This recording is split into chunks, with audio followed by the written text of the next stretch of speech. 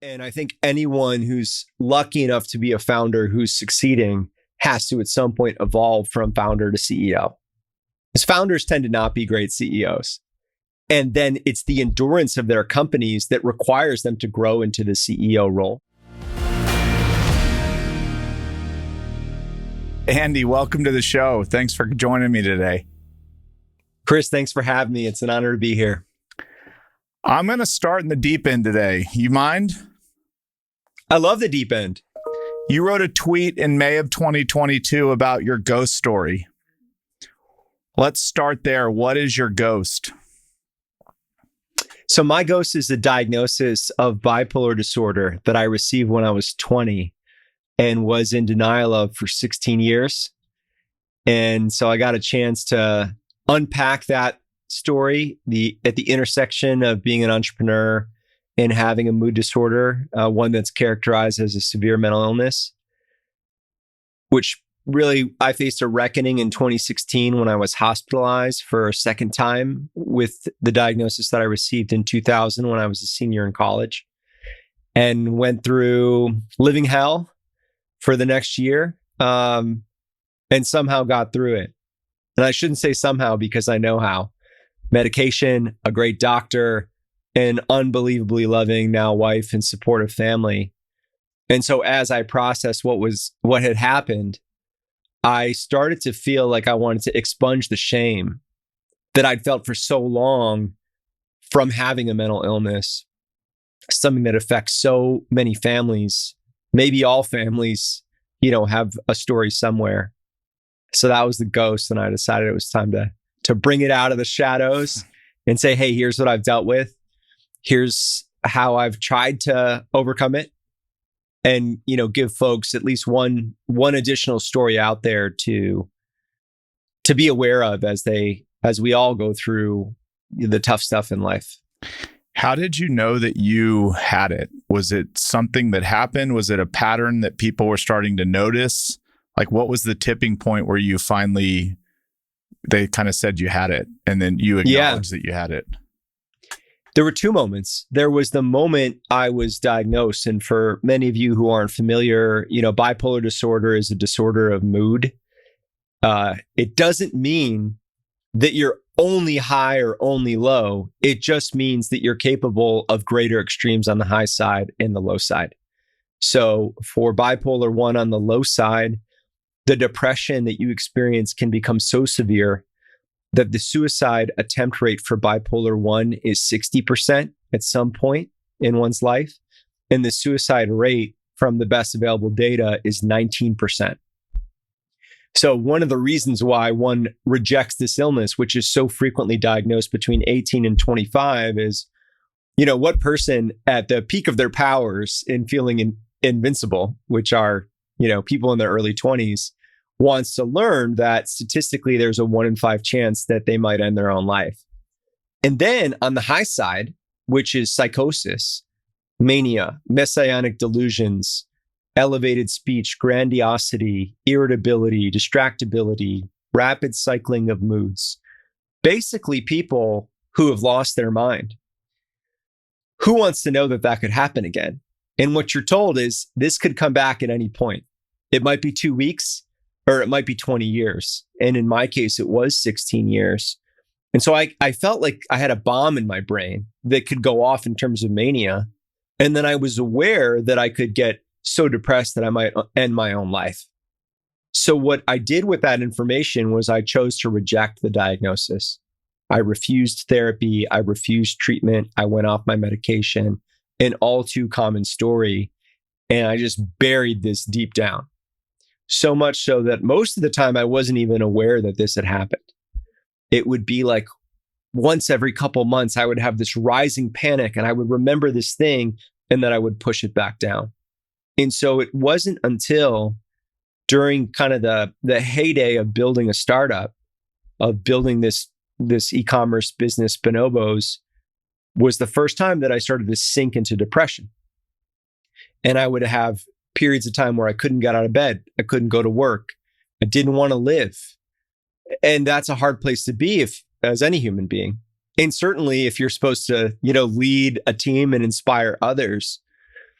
So that was when I started to be like, well, wait a second, this whole manic depressive diagnosis, maybe that was a thing. And then in 2016, it just came back with a vengeance. And I had a second psychotic episode, spent the week at the psychiatric emergency room and then the psychiatric ward at Bellevue Hospital in New York City with psychosis, with mania, with messianic delusion. And coming out of that, now it was like, okay, no doubt about it. This is what I have. I've been in denial of it for 16 years. And it's time to just wake up and deal with this. And I was also 36 years old. I had 400 employees. I had changed a lot. I'd grown up. The world had evolved. And most importantly, everyone rallied around me and was clear-eyed about it. I moved into a hotel with my mom and she found me a psychiatrist. My now wife, who I couldn't see for a week due to an episode of violence that happened during the mania, stood by me even as I went through the legal system on that. My management team at Bonobos rallied around me. The board said, we back you. This isn't uncommon. And in fact, the data shows that bipolar disorder affects somewhere around 4% of the general population, and that it probably indexes 7-1 in entrepreneurs, according to a study from the University of California, San Francisco. So that's 1 in 5 entrepreneurs who might be dealing with a mood disorder, to say nothing of other forms of neurodiversity that over-index in entrepreneurs: anxiety, panic, unipolar depression, addiction, the autism spectrum. So in a way, we already know entrepreneurs deal with these issues. Let's talk about it. Let's bring it into the light so that we can take care of ourselves and each other. Real quick before and my next point was going to lead to entrepreneurs and where some of these characteristics tend to show up more. But when you're going through this, is it a pure chemical imbalance, or is there something that was triggering you, or was it just a certain level of stress finally puts you into a state of mind that you can't control? Yes. My psychiatrist, Dr. Z, has a way of saying that everything is overdetermined, that we as human beings, we seek these singular narratives that help us understand the past so that we can make sense of the present.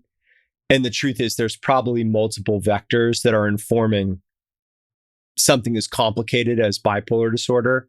For me, there was definitely something new that happened 3 weeks before I had my episode, which is I used psilocybin mushrooms for the first time in my life. It was the same year that I was using MDMA, ecstasy, for the first time in my life. I was a senior in college who was drinking a lot and smoking a lot of pot as well. And from what my doctor says, any of those things can interact with mental illness in a way that we may not understand exactly how, but it can be a part of the sauce, the mole that is coming together that perhaps takes, and here's where I'm just venturing afield as a citizen, not as a physician or a scientist, but that potentially can interact with the underlying mood disorder and bring it to the surface. And then there were 2 things happening in my personal life. I'd fallen in love for the first time, which it creates its own kind of euphoria, even without mania. And I also had this like gothic conflict with my dad going on.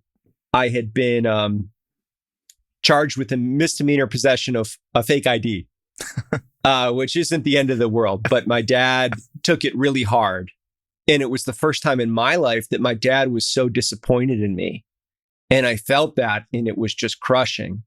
And I also felt angry at him that he was taking such a puritanical view of something that I felt like was like, de rigueur for a college junior, college senior. So when we look at it, in love for the first time, the euphoria from that, the euphoria from, the sexual relationship that has got its own set of endorphins going, the drug use, conflict with dad, senior in college, a lot of, marijuana and alcohol. That was all in the in the stew. I guess I've now used stew, sauce, and mole as analogies that may have contributed to this eruption of psychosis, the manic episode that resulted in the diagnosis of bipolar 1. It's interesting you say some of those things. I've been in those shoes, not to experience the bipolar, but done a lot of the things that you've done at certain times in my life when you were doing them. And the more I've talked to entrepreneurs, which, I have a business as well, and I hear you, and I've talked to hundreds of founders. And what you find is a lot of this is a common thread amongst people that start businesses or take big swings and take big risks. So let's unpack that a little bit. What about somebody that is bipolar also makes them, in a lot of respects, an amazing entrepreneur, or the ability to lead and set vision and build teams, when you might hear of bipolar and say that nobody could ever do that, it's bipolar. And it turns out, like you just said, 7 and 1 or 1 and 7, however you said it, are doing that. Chris, is what you were telling me that you're on mushrooms right now when you said at times in your life? Just kidding. So you said something, though, that I want to benevolently correct, which is you said, that being bipolar, and I want to make the distinction that no one is bipolar. We only have it. Okay. And it's a funny thing we do in society. By the way, this is not you, this is everyone. This is me for so long. I still have to correct myself. We say Andy is bipolar. The analogy is Andy is cancer. Yeah. The analogy is Andy is diabetes. Luckily, I don't have cancer or diabetes, but the point is that we would never equate a physical medical ailment with someone's very identity. With mental illness, we say someone is bipolar. So we're basically making your illness your identity. And just think about how messed up that is. Yep. Because bipolar disorder is scary enough without being it. Like it's scary enough having it. And it's part of why it's so stigmatized, is that it takes on this gothic quality that this person is this unstable thing, when the truth is that it's an eminently treatable illness. With medication and therapy, I would argue you might be able to access more stability than someone who doesn't have bipolar disorder, because there's phenomenal medications and because therapy is wonderful and I think should be required, for everyone at some point in their life. So back to your question, there's a state in bipolar disorder called hypomania, and it is the antecedent to mania. It precedes it. So if mania is you're on fire, you're a 10 out of 10, you're God or you're a superhero, you're off the rails, you're ranting and raving about whatever, you're going to save humanity, you're going to bring peace on earth. Hypomania is like 7 or 8 out of 10. Let's call it 8. And the characteristics are the flight of ideas, a sense that everything happens for a reason, not necessarily a messianic delusion, but a grandiosity, a sense of self-importance, maybe an exaggerated narcissism, maybe a little bit more irritability or distractibility, decreased need for sleep, an increase in high-risk activities that are pleasure-seeking, financial risk-taking, sexual risk-taking, flawed judgment. These are more or less the central casting traits of an entrepreneur having a good day. Right? I was going to say everything. This is what we expect our entrepreneurs to show up with. And it leads to, delusion that goes too far. All you have to do is turn on the news and look at people whose delusions were not checked by reality. And some of these folks end up in jail. Some of these folks end up being claimed by suicide. I've gotten a chance to invest in an entrepreneur, a wonderful bright light who ended up, ending his own life. This is all too common. It's all too common as human beings, that there are so many forms of neurodiversity that we don't talk about. in almost every single form, from what I've learned from the University of California at San Francisco, and what any of us who know creative types, artists, founders, entrepreneurs, it's intuitive that we know and expect a certain level of quote unquote crazy. And Steve Jobs, when he came back to Apple, ran a campaign. What was it called? Here's to the crazy ones. And so we even celebrate it and lionize it. And so what we need to figure out is how to acknowledge it and to understand that there are these formidable strengths, these superpowers, but they all come with shadows. They all come with kryptonite. Yep. And the shadows being, like you said, how low you can go. The highs are the highs, but it's the downside of this is the lows. Is that correct? Well, I think it's for bipolar disorder, there's three problems. There is mania if you have bipolar 1, where you can lose your mind, which is pretty dangerous. Anything can happen. In my case, an episode of violence where I harmed 2 people that I love.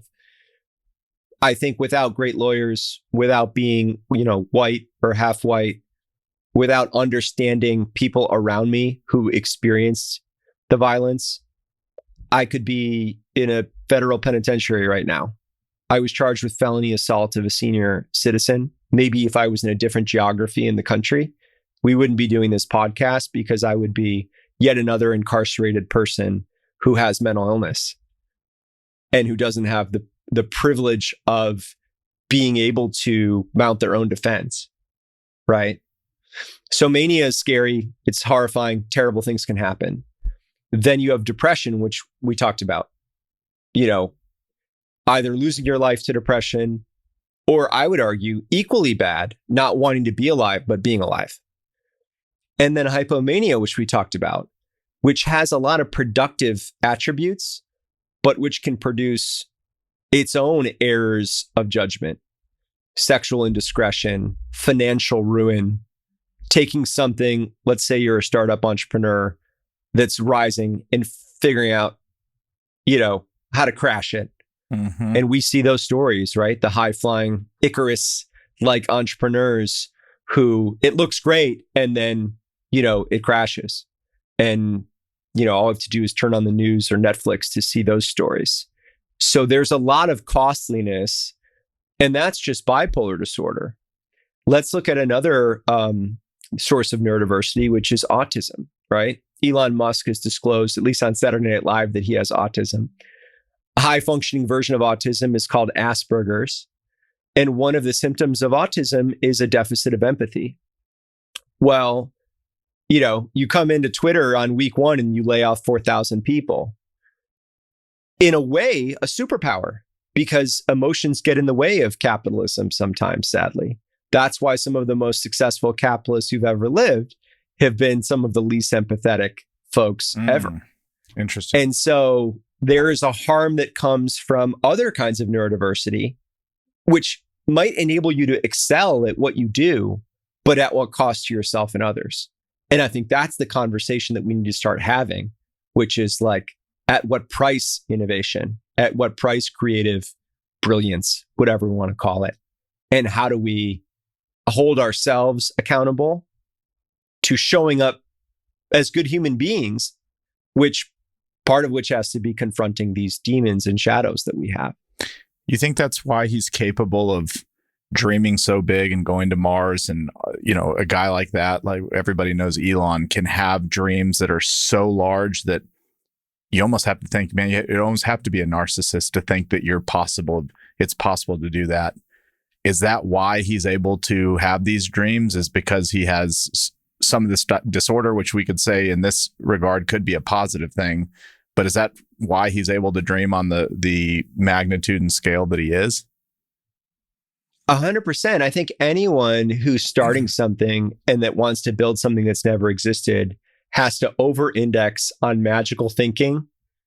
It's only vision in retrospect. At the time, it's delusional. Yeah. And we have to over-index on narcissism, because why you? Of all the people on the planet, you're the one that's going to go do that. And so, narcissistic personality disorder, which is narcissism taken to the extreme, I like to joke inappropriately that might be 100% of entrepreneurs. Yeah. Because it's almost a prerequisite to trying. Yep. A level of delusional self-belief. And maybe last thought on this, are you born with it, or is this something you're nurtured by how you're raised, or is this something that's genetic from birth, or is this like something that's nurtured over time, or both? Yeah, I think both is a good answer, right? And I think there is some genetic heritability that folks have discovered for certain forms of neurodiversity. I think there's data on that. I think there's data on that for bipolar. There's data on that for depression. There's data on that for suicide. There's data on that for autism. There's data on that for schizophrenia. In that regard, not so dissimilar from a history of diabetes in the family, a history of breast cancer in the family. So that's definitely a thing. And then I would imagine there are things that are exogenous factors that can promote it, right? We know that there are certain childhood experiences that make one more likely to have something like a borderline personality. Frequently, that's being abandoned as an infant by at least one person. That's in, the expected factors that might lead to the diagnosis later. We know that ending one's life can be influenced by adverse effects. And I think if we rerun the play of, my college episode, I'd be curious, like, what if we stripped out? What if I was a teetotaler? What if I'd never done, mushrooms? What if I wasn't smoking pot every day? What if I wasn't a functional collegiate alcoholic? Maybe then the conflict with dad and the first love would have led to some variance in mood, but maybe it wouldn't have teetered off the rails, into mania. I'll never know. But I think the answer is we are born this way in some regard with a lot of this, and we are not destined to deal with these things without being able to work on them or control them or try to transcend them. You and I would have had a lot of fun together in college. I'll tell you that much. I'm glad we didn't know each other. Maybe we wouldn't be here. No kidding. Do you think, to kind of bring home on this topic, you've seen the progression of when you were diagnosed to where we are today in 2023. Are we now more socially acceptable of this? Is it becoming something people are more comfortable talking about, or is it still being suppressed and kind of looked at, as something people don't want to admit, or they think it could ruin their career, or, things of that nature? Like, how has it progressed as far as acceptance? Oh my gosh, we've come so far, and we have so far to go. Of course, focusing on the first part, just look at the last few years with sports and mental health. We have Simone Biles, Michael Phelps, Marty Fish, Naomi Osaka. We have so many pioneers in the sporting world talking about this in a way that's brand new. In the arts, we've kind of come to expect it, right? We kind of almost like our artists crazy, but we've seen some stuff, right, unfolding on a national stage with folks who are probably dealing with different stripes of neurodiversity or who have disclosed it.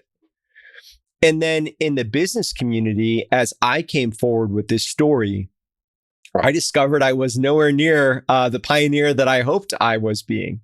We had the Paul English, the CTO of Kayak, who disclosed a decade ago that he had bipolar disorder. He and I got to sit on a panel with Alicia Keys, who had talked about her issues during COVID with depression. It was moderated by Jane Pauley, who is the storied 60 Minutes anchor now on, I believe, CBS This Morning, who came forward with her diagnosis of bipolar disorder when she was in her early 50s. So the more time I spent, the more I realized that I was standing on the shoulders of giants who had come before me. And one of the great moments was getting to do a Zoom thing with K.A. Redfield Jamison, who wrote the kind of OG memoir of manic depressive illness, which is called An Unquiet Mind, and who wrote a textbook, literally, because she's a professor of psychiatry, called Manic Depressive Illness. So it's building, and it's snowballing, and it's accelerating, and it's doing so in genres where previously it had been under, there was the lower level of awareness and disclosure, which includes sports and the business community. And in that way, I got to be in front of a group of people at BlackRock, one of the largest financial institutions. We did this talk at BlackRock.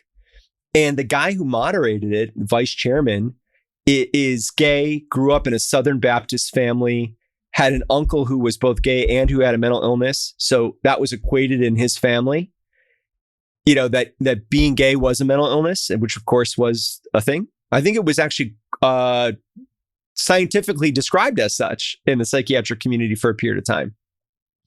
And he said what's happening with mental illness now reminds him of what happened with the LGBT movement 30 years ago, which is we started the conversation. Then people started coming out to their families in a new way. They started coming out in the workplace. And then watch how that accelerated, where we went from, 5 states where you had the freedom of marriage passed, and then 10, and then 15. And then all of a sudden it became federal law of the land in 2015. Yeah. Right. Barack Obama was against gay marriage in 2008 when he ran. He was on the record. Wow. And then, we saw that slide, and now we take it, I don't want to say take it for granted, given what might be going on with the Supreme Court, but, it's pretty ironclad at this point, gay marriage equality. I would be shocked if that were overturned in any state, although with an appropriate degree of humility. So I think we're seeing that accelerating force with mental illness. And my sister and I were driving together. We've been through hell together with my illness. We're in business together. We've got a baby brand called Monica and Andy. So we're tight. And we were in a taxi or whatever, rideshare in New York, and we were going from one thing to another. And she said, "I think you did something cool." And I said, "What?" She's like, "I think you made bipolar disorder cool."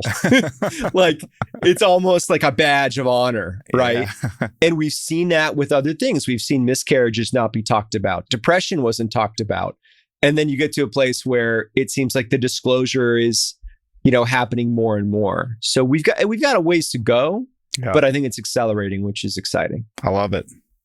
Well, kudos to you for telling your story. And I know that the book that you put out's awesome, and just doing podcasts like this and just getting more and more people to listen to it is what brings the problem forward. It's so funny. So many of the characteristics you describe are things I've felt. I know things in the entrepreneurial community, and it's just interesting to hear it from your perspective.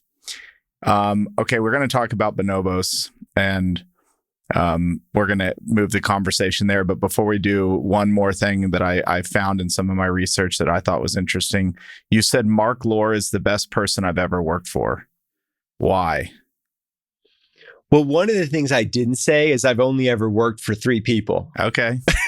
Something like that. But I've been around a lot of people who are bosses, who are managers. And Mark's really special on a few dimensions. First, he doesn't ever tell you what to do. His whole philosophy on leadership is that you can't actually tell anyone what to do. Either they are going to do it themselves, or they don't want to do it and they'll do it because they have to. But in neither scenario are you telling them what to do. Okay. They're either doing your bidding against their will, or they're doing something that they would be doing anyway. And so his philosophy is you have to hire incredible people and then purely delegate to them. And I think that's kind of the foundation of his philosophy. And I think that's super different. The other thing that Mark does that's super unique is he listens incredibly well. So we would be at meetings. Mark would be, the super senior person in the room, executive vice president, CEO of e-commerce at Walmart. And he wouldn't talk. He would just ask questions. And sometimes would only offer his opinion if asked. And so his words carried more weight because he wasn't the kind of leader that I have been in my career, which is I want to talk and persuade and sell. And in fact, just listened intently, asked great questions, and was super judicious with his contributions. You think you can be a startup founder that does just listen and offer very few opinions? Or do you think that the way that you led was a direct correlation to the stage of business that you were in compared to maybe where Mark was at Walmart?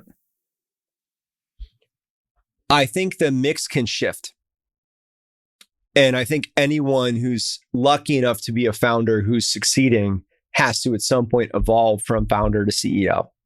Because founders tend to not be great CEOs. And then it's the endurance of their companies that requires them to grow into the CEO role.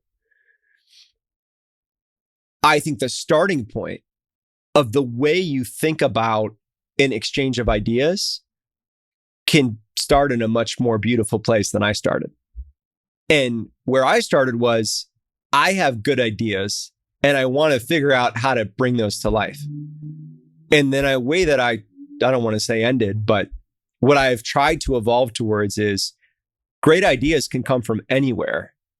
How do you create, when you've got a big personality, almost by definition as a founder, a culture where people feel like they can surface dissenting ideas? Because your job isn't to be the person with the idea, it's to enable the organization to generate ideas such that the best ideas bubble to the top. And so a small example would be calling on someone in the meeting that hasn't said anything. So I've got a new company now, and this morning we were running a meeting and I just noticed who hasn't spoken. And in my mind, it's like, okay, I know Rob hasn't said anything yet. Kanara hasn't said anything yet. Keyshawn hasn't said anything yet. And I'm taking inventory. And then the last 20 minutes of the conversation, I'll say something like, hey, Kanara, what are you thinking about this? And just bring them in. Because the way to create equality at a table in terms of ideas is that everyone gets a chance to participate. And I just didn't used to have that awareness. I wasn't thinking about the person who hasn't spoken. And then there's this really cool thing in life, right? Which is like, sometimes the smartest people are the ones that do the most listening and are the most quiet. And so how do we bring them in a conversation? And Mark's boss at Walmart, my boss's boss, Doug McMillan, also a master of this, just didn't talk that much in a meeting, asked a lot of questions. And then when he did, you kind of hung on every word. And I've heard this about boards of directors as well. Your best board member is the one that asks the best questions and talks the least.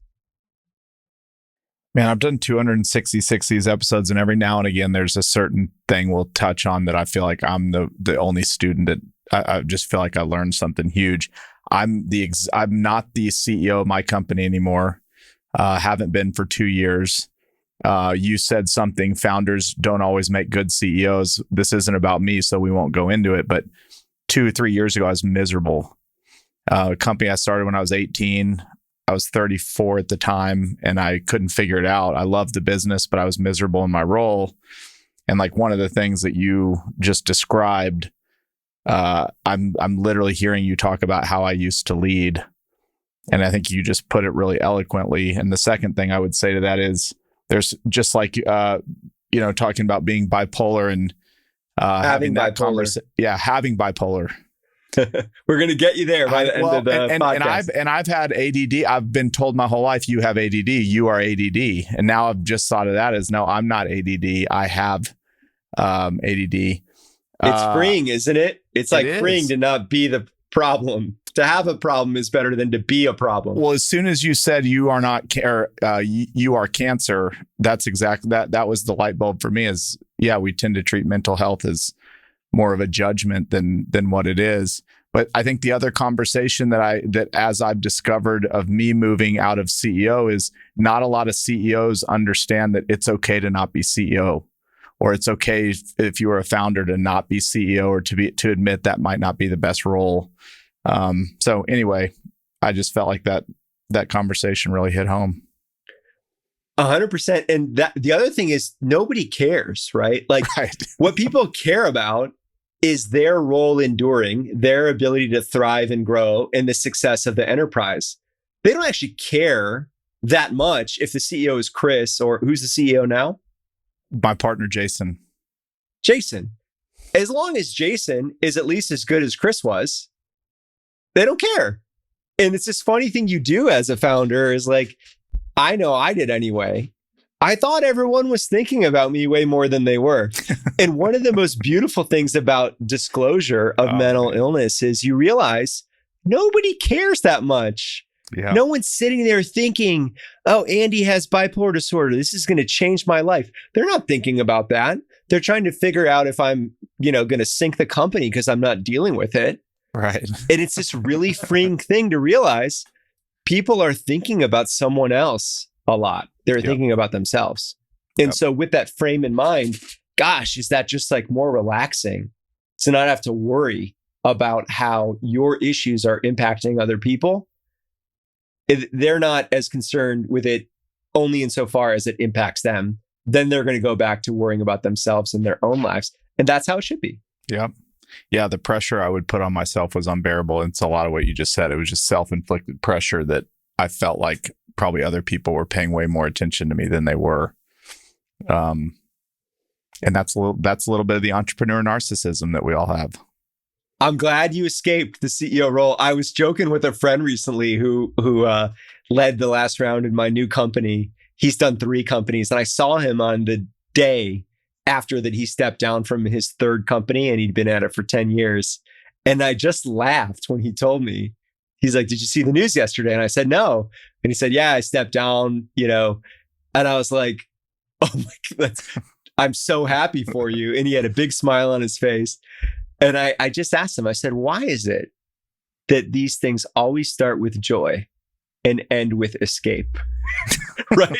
Like it starts from a place of joy and joie de vivre. Yeah. And then at some point, it becomes a prison, like by definition. And you can feel trapped. And it's a nice thing to know, hey, there's this thing that you can do. Is a cool HBO show about it. It's called Succession. Which is, and by the way, if you want to build something that's going to last for 50 years, you've got to figure out succession. And so how do you make that first step? The first succession work? How do you go from the founder to the next CEO? And so I'm so pumped for you, Chris, that sounds like 2 years ago you figured that out. I appreciate it. Yeah. No, it was a big part of my life. It was a big turning point. All right, let's move to Bonobos for a bit.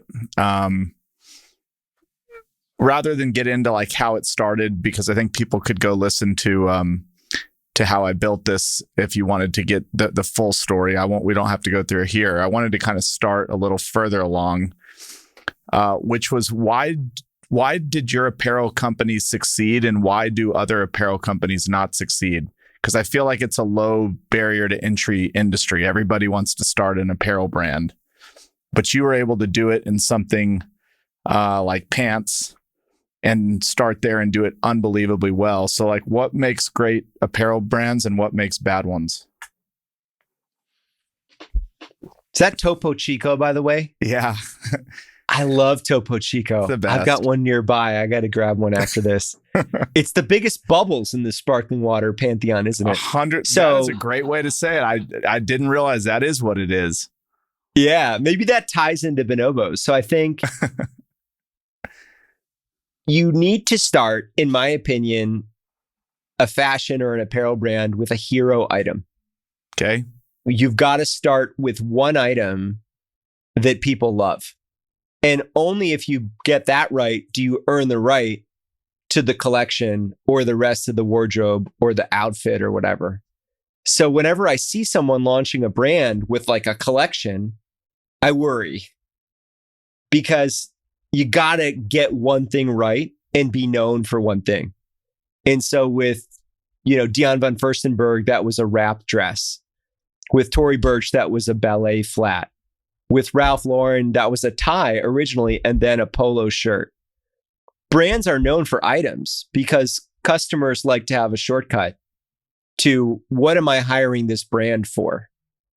That's how customers shop. We hire brands for a job. People who build brands think we're geniuses and we're going to make all these great products and we're going to have a line in a collection. And that's not how companies start. And Paul Graham, who's a startup writer, a startup person, one of the founders of Y Combinator, it's a great tech incubator. has this amazing article called How to Get Startup Ideas.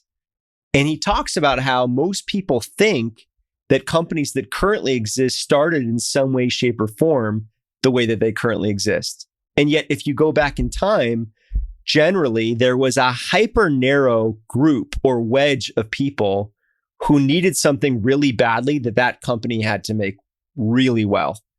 And so Bonobos, I don't even know if it's obvious now, but we started with boot cut corduroy pants with a curved waistband for guys who grew up playing hockey and soccer and football, who lived in Palo Alto and who were tired of shopping in stores. Like that was our wedge. It was super narrow. And it turns out that in Northern California, 21 whale stretch corduroy is awesome because you can wear it when it's 80 degrees in the middle of the day to class, and you can keep it on when the temperature plummets to 50 at night. And it turns out that people who go to Stanford Business School, many of them are athletes who played sports growing up, whether they were good, like my co-founder was, or bad, like I am. And so having this athletic cut that fits around your seat and your thighs, but then still has kind of trim fit through the waist, appealed to those folks. And then we had this channel innovation of, you know what, rather than selling in stores, we're going to sell direct. Well, the truth of that is no stores would have taken us, right? Like who, you think Barney's or Nordstrom is going to carry a quote unquote fashion line from two idiots at Stanford Business School who are designing colorful corduroy pants? There were all these gatekeepers that decide in the fashion industry who succeeds and who doesn't. GQ magazine, such and such a wholesale, Bloomingdale's. We didn't have any of those relationships. We didn't know anything about that. So we were just dumb enough to say, let's just sell them online. Let's sell them on the internet. And it was 2007. It was before Amazon had launched Apparel. It was at a time where people assumed that soft goods would not be sold online. And then we were inspired by this guy, Tony Hsieh from Zappos, who rumor was selling $100 million worth of shoes on the internet, which is the size, which is something where you feel like you got to try on the sizes of anything. Footwear, you got to try it on, right? Well, no, it turns out if you have free shipping both ways and 365-day returns, turns out you can sell footwear online, right? And now who's the biggest clothing retailer in the country? It's Amazon. They passed Macy's at 16 billion of apparel sales about 3 years ago, and no stopping them now. So it was focus on a hero item, super narrow customer demo, selling to those people out of Trader Joe's grocery bags directly in person, and then a channel innovation of launching on the internet with great customer service. And so we always thought about what we were building not as a pants brand, but as a menswear experience that was a bundle of great apparel and great customer service. And I can remember when I first pitched an investor, I was on that storied road, Sand Hill Road, talking to a former venture capitalist who is now a professor at Stanford. And I showed him a page in our slide deck, that said pants, shirts, suits, personal care, and had a timeline. And he said something great. I can remember the way he said it where he was sitting, and he goes, I don't want to hear about any of that until you're selling $10 million worth of pants. Okay. And he understood that you got to get one thing right. And so that leads to the last factor, which is we had unfair access to capital. Most people who are starting a fashion business, no one wants to give them money for that because they know fashion is hard. It's like starting a restaurant or an airline. Who wants to invest in someone starting a fashion business? Yeah. And because we were coming not from the fashion industry, but coming from consulting in private equity and the world of business school and finance and all that, we were able to persuade people to give us angel checks. And that first $750,000 that we raised from mentors and friends and family and colleagues, that's unusual to be able to get that kind of money for a clothing company. Did you think about it? And maybe it's more how the customer thought about it. But if I buy a polo shirt, the joke's always the shirt costs $1, the polo logo costs $100 or whatever. You really, you're not buying it because it's the most comfortable shirt in the world. You're buying it because it's polo. But with Bonobos, were people buying Bonobos, the brand, or are they buying an amazing product that fits so well it could have been named anything? I think that It's a beautiful question because I think there are a couple ways to approach innovation. There's product-led innovation and there's marketing-led innovation. Mm-hmm. And the polo shirt is an amazing example. So a Ralph Lauren polo, the cost of goods is around $4. And that retails at full price, if you're dumb enough to pay full price for it, Right for here. $70 to $80. But it turns out that the largest gross profit pool of those polos is buying it at an outlet store for $39.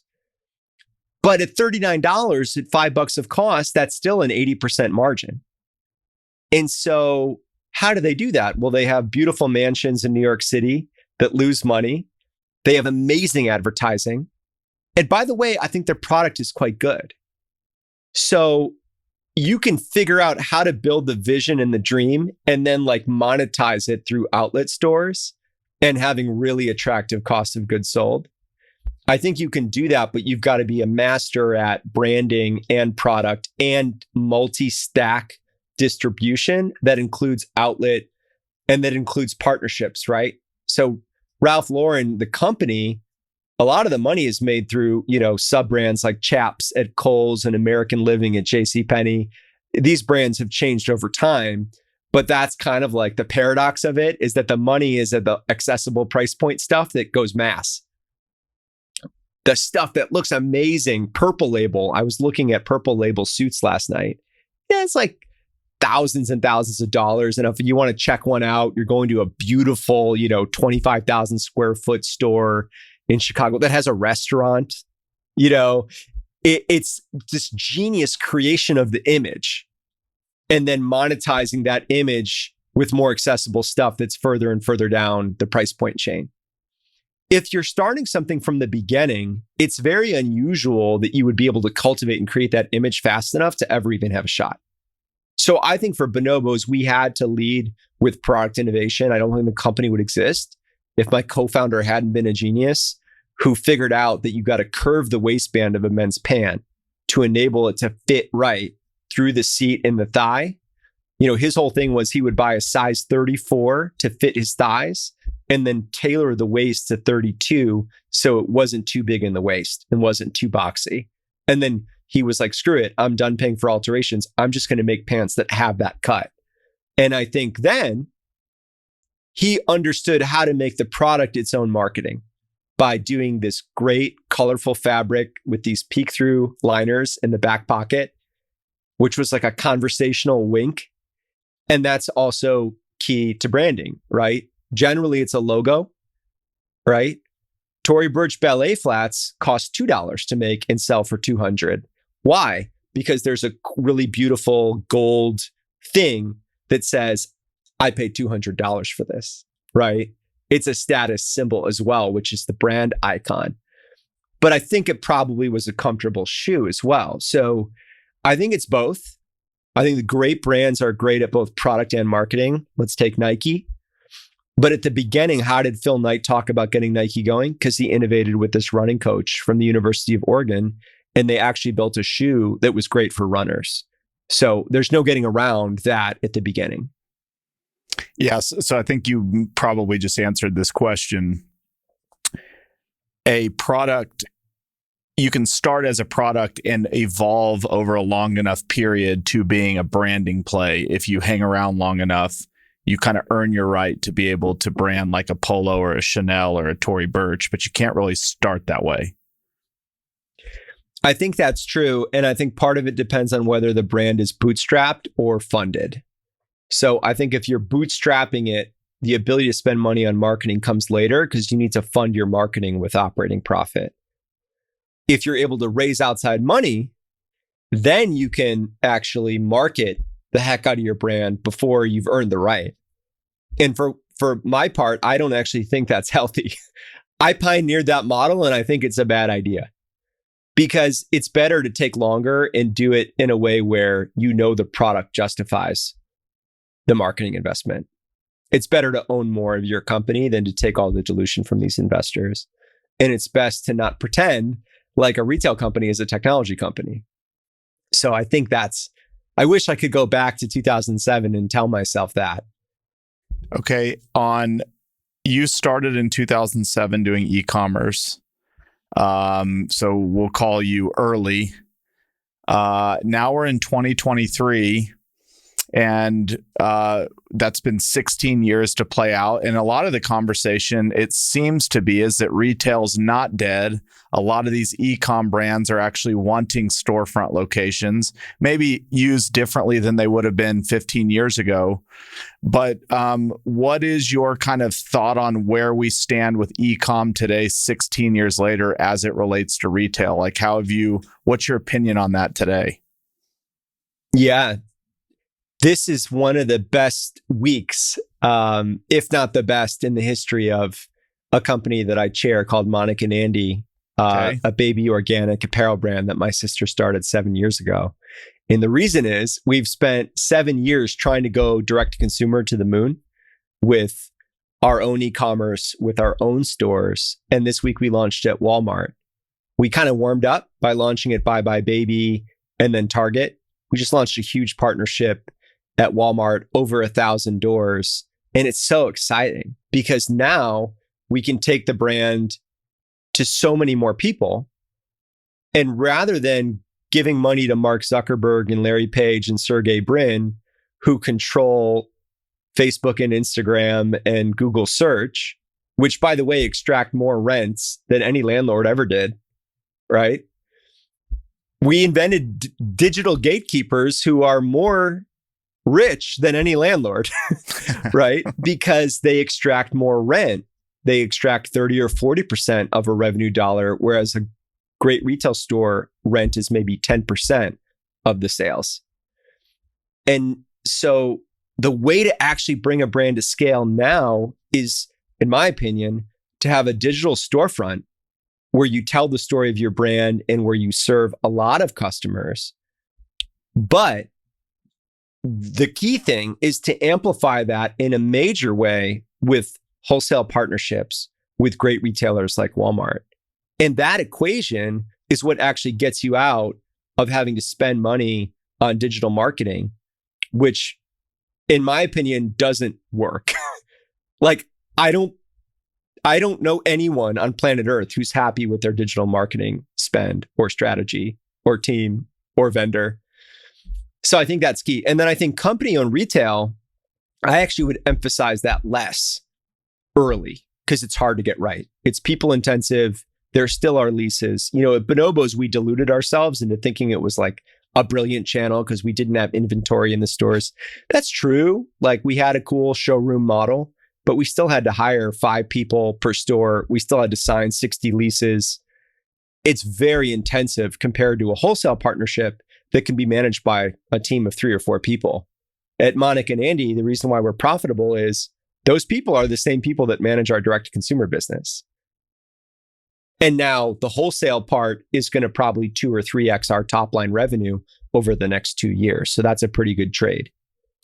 Do you think that in that vein, not that e-commerce has topped, is it slowing down? Is retail gaining momentum? Like, how do you think about it if you were to say one's gaining momentum, one's not, when you just said, I don't know one person that's happy with their digital ad spend, which is obviously a huge part of building an e-com business?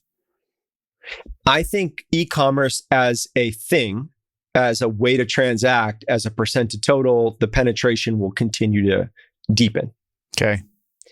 I think we need to pay more respect to legacy retailers that have figured out their e-commerce and that are now playing offense with it. And I got to see that happen at Walmart and be a part of it from the inside, which was amazing, was super special to see what Mark Laurie did, to see the acquisition of Flipkart, to see them go from being behind Amazon to playing offense with like grocery pickup, for example, right? Fresh food and frozen food is one of the things Amazon is never going to get right because they don't have enough locations. And it's not worth it economically to build out what Walmart has, which is 4,000 super centers. So who's going to win in food and e-commerce in the US? Is it going to be a digital upstart? Is it going to be a digital behemoth, which is Amazon? I think it's going to be the nation's largest grocer, which has 4,000 points of sale, which is Walmart. So we need to, I think, pay more respect to legacy retailers that are figuring out digital. And then where it comes to brands, great brands have figured out how to do great things in digital. Lululemon's direct business is a monster. Nike was nowhere on digital 15 years ago. I know people that have come from Bonobos that are now running EComm over there, and that penetration is deepening and deepening. But they have to dance their way out of certain wholesale accounts to do that. They have to figure out, okay, we're going to keep Dick's Sporting Goods, but we're going to walk away from these other 500, accounts. And then for the little corner of the ecosystem that we pioneered at Bonobos, which is the pure play digital, I think barely anyone is going to make that work without having a brick and mortar strategy. Like, I don't know a single D2C entrepreneur now who doesn't talk about wholesale and is trying to figure out how to get into Target or get into Walmart or whatever. Whereas a decade ago, we were all above that. You know what I mean? We were digital. We were playing offense. We were the people that were smarter than those folks. And it turns out that that wasn't true. We weren't. And for me at Bonobos, the aha was Nordstrom. They were our key wholesale partner. And I treated it as something to be really afraid of. And then we built a $50 million business. We became the number one chino at Nordstrom. And we learned that they're actually as good or better at taking care of customers than we are. And that was so for me, I was 5 years in, 2012 when I realized that. And now I think everyone who's building digital brands understands that. I'm an investor in about 30. And every investor update I get is, hey, we're a makeup brand and we just launched at Sephora. Hey, we're a food brand and we're launching at Whole Foods. Everyone's trying, and that it just makes sense because, it's an efficient market and people find stuff out and then chase that. And that's the new ambition of entrepreneurs, is building omni brands. Okay, so let's go to 2017. You decided to sell, or were you approached to sell? How did you get to the decision of selling? And then I want to go a little deeper to where you just were. What's Walmart going to win at and what's Amazon going to win at from your perspective today? But let's start real quick with the sale. Was that something that you led, or were you approached, or why Walmart? How did this whole thing come to be? We ran a process. So I was a decade in. I had been through hell and back with the mental health stuff the previous year. And we had one inside investor who were a retail family. And they said, we will give you $15 million to take this company to profitability. And let's keep it independent. Maybe we take it public. Maybe we don't. And then I had venture capitalists who'd been invested. That investor, by the way, had invested in 2014. So they were earlier in the journey.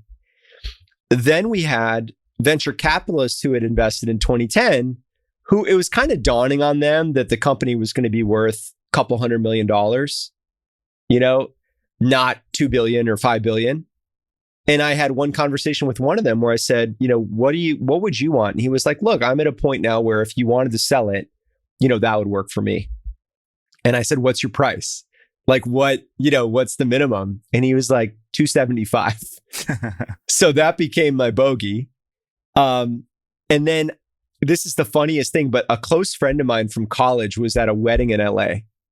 And he was talking to one of my angel investors, and he had invested, that angel investor, a decade earlier. And my friend played back to me that angel investor said, yeah, I get in Andy's investor updates. Things are always going well, but we've been in this for a decade and we haven't, heard anything about getting our money back. And that hurt, because I thought, this is capitalism. Like at some point, people want their equity investment back. And I took stock of where I was in my life. I was getting married. I'd been at it for, 10 years. And I thought, I'd be ready to sell. And I also thought, I'm able to keep going. So we ran a process that was like 3 possibilities. Take the inside money, 15 million, and keep going. Sell the company outright to private equity or a strategic or a larger corporation. Or do this like thread the needle transaction where we sell about 40% of the company, enable the people who want out to get out, enable people like myself on the management team to get some liquidity and then to roll some in the deal and keep going. And those were the three options. And actually, the middle option is the one that we picked. We found a great investor group that does consumer brands all day long. They're private equity, but they're willing to buy minority positions, which is super rare. There's like 4 people on planet Earth that'll do that. So we found one of the 4. We had a term sheet, sat down for dinner, more or less was like, let's do this. And then we spent like weeks negotiating some pretty specific stuff, which we could get into another day. And during that time period, I met Mark Laurie. And he was like, let's do this. Let's take the Bonobos model of digital brand building. Let's figure out how to bring that into the ethos of Walmart. And I was like, that doesn't make sense. I spent time with Mark, really loved him. And then I met Doug, the CEO of Walmart. We sat down for dinner in New York City. And I was like, wow, I would be lucky to be at this table with these 2 guys. And so that was, funnily enough, it was the last option, but it was the one that we went with in the end. And their proposal to you, besides the money, was what? We're going to buy you. We're going to bring you in. You said make them part of the ethos. In 2017, what did that look like? So it ended up being my pitch to them, because I went from like skeptical of the idea to really falling in love with the idea of working with Mark and Doug. And then I developed like a pitch video on here's what we think we can do. And the pitch was that the future of commerce will look like the history of video, which is the large platforms that previously streamed or distributed other people's content realized that they had to become studios generating their own content. And I went back and looked at Netflix. When Netflix launched House of Cards and Orange is the New Black, their stock price actually tanked because the analyst concern was, what are they trying to do? Become HBO? Yeah. And now we've seen that streaming other people's content is a race to the bottom. And what it's led to is everyone realizing we need to stream our own content. And so Netflix and Hulu have become studios, and the studios have decided to build their own streaming platforms. Disney Plus. I'm now a Paramount Plus subscriber. Who knew? But that's where I have to go to watch, Yellowstone and the various prequels that it is spawning. And even now Tulsa King with Sylvester Stallone, which is hilarious. So my pitch was, I think that the future of e-commerce looks like the history of video. And let me come in with my team and figure out how to do that. And I would say, Chris, in all honesty, I failed. I was not able to operate in a large company environment and be effective. I was the classic entrepreneur who comes in and talks too much. Yeah. And I wasn't able to figure out how to shrink down and become like a great corporate executive. Yeah. And so what we succeeded at doing was building an incubator to create new brands, something that Target has been good at for a while. And we launched a mattress brand called Allswell, which is super cool, and I'm proud of that. We launched a fashion brand called Free Assembly. I saw my niece wearing one of their jackets yesterday. I was like, we did okay with this Free Assembly thing. It's really cool. They brought in a famous designer named Brandon Maxwell, who now leads that. But the strategy of let's go buy other brands like Bonobos and bring that in, I wasn't successful at that, which was a bummer. And part of that was my own incompetence. And part of that was also observing that big companies can only integrate so many acquisitions successfully. Right. It's just hard. Every deal is just as much work and is a new culture. And so I think Walmart realized we need to make chess moves with acquisitions, do big ones like Jet and Flipkart, not, buy 30 brands because this Andy Dunn guy thinks that's a good idea. All right, let's bring home this discussion on Walmart versus Amazon. Yeah. I'll take a Mark Lore approach to this. I'm not going to tell you how to answer it. I'm just going to say Walmart versus Amazon. What comes to mind from a business perspective on what's Walmart going to win at, what's Amazon going to win at, and what are your kind of critiques of each model? It's funny, after the deal was announced that Walmart was acquired by Bonobos, I was getting my hair cut.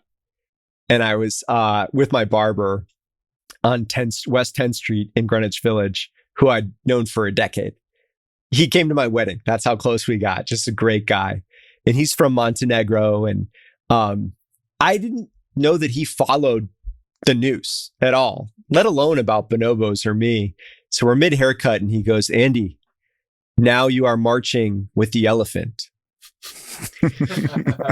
But this guy in Seattle, he is an octopus. And I thought, when a book comes out about Amazon versus Walmart, it should be called The Elephant and the Octopus. And then one day I was in a meeting at Walmart and we were talking about Amazon and talking about how it's not one business, it's 8. And I was like, that octopus thing was right. It's commerce, it's advertising, it's the most profitable, which is Amazon Web Services, it's third-party fulfillment, it's, on and on and on. There's 8 businesses in there. I think the new CEO is going to cleave a few of those. But it's not just a retailer. It is a provider of cloud computing that also does retail. And that means that it has operating profit that it can use to fund retail at almost a loss, which means that they can be the most price competitive. And so what I saw happen while I was at Walmart is Walmart realized they were never going to out-assort Amazon. But what they could do is leverage the 4,000 supercenters that they have, which are enormously profitable and powerful businesses, and leverage that unfair advantage to do things that Amazon couldn't. And I think grocery delivery was massive. And that comes off the realization, what we talked about earlier, which is fresh and frozen food. It's just very hard to do with a pure EComm fulfillment driven play. And then I think the other one, which Walmart talks about a lot now, is healthcare, right? Which is like, if you have 4,000 locations, you can just do stuff with healthcare. And of course, Amazon is smart, right? So what has Amazon done? They bought Whole Foods and One Medical because they've realized that they need brick and mortar to compete in those arenas. And so if I had to guess, I think Walmart will continue to own food and be the leading grocer in the country. I think Walmart is in a position to win in healthcare. I think Walmart is in a position to win in financial services, right? It's an opportunity to have, a financial services impact where there's an in-person element. And then when I think it comes to like pure play assortment, Amazon's always going to have more. They're just going to have more SKUs in the long tail. Walmart's going to be able to match them, I think, at the head of the tail, selling Tide. But in the long tail, Walmart's marketplace, Amazon's marketplace is going to be formidable. And then do I expect Walmart is going to invent a technology play like Amazon Web Services? No, I don't think so. And then we could talk about countries too, where I think like Walmart is incredible in Mexico, has a chance to win in India because they bought the equivalent of the Amazon in India, which is Flipkart. But we'll if we go geography by geography, we'll go down the rabbit hole. But the short story is that Walmart has proved itself to be a formidable competitor. And part of that is Sun Tzu, the art of war. Like you've got to lean into where you're different rather than try to be better at the thing that you're already losing at. That's a perfect way to bring this home. Andy, this was awesome. We went to a place I didn't think we'd go to, but this was one of my favorite conversations. I really appreciate it. Chris, it was an honor to be here. I'm looking forward to meeting you in person one day and not doing all the stuff that we used to do in college.